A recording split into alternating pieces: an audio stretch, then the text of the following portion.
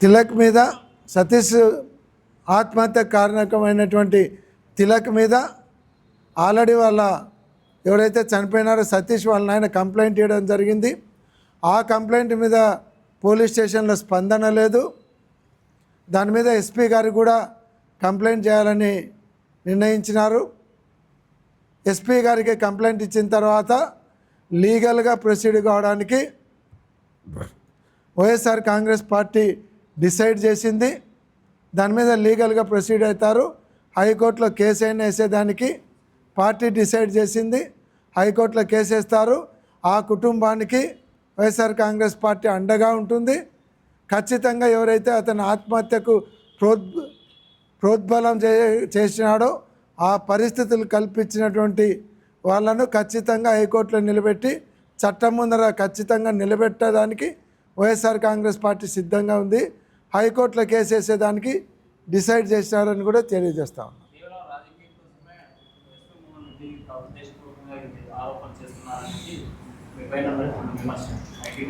రాజకీయం కోసమే ఎస్వి మోహన్ రెడ్డి విమర్శలు చేస్తున్నాడు అనుకుంటే, రాజకీయం కోసము అతను చనిపోయేటప్పుడు నేను కూర్చొని సూసైడ్ నోట్ తయారు చేయలేదు కదా.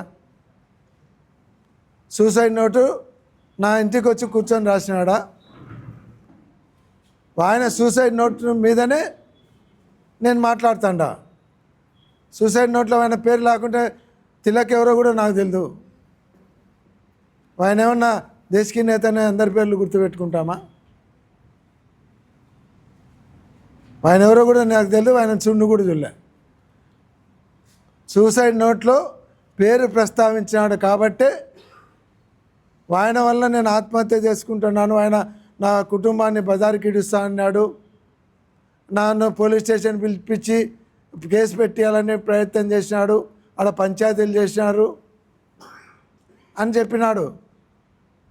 ఆయన సూసైడ్ నోట్లో రాసినాడు. అదే కాకుండా తిలకే 3 టౌన్లో కూర్చోబెట్టి పంచాయతీ చేశాను ఆయనే చెప్పుకున్నాడు. అది నేను చెప్పాలా? మరి నా రాజకీయం కోసం తిలక్ చెప్పినాడా మాట?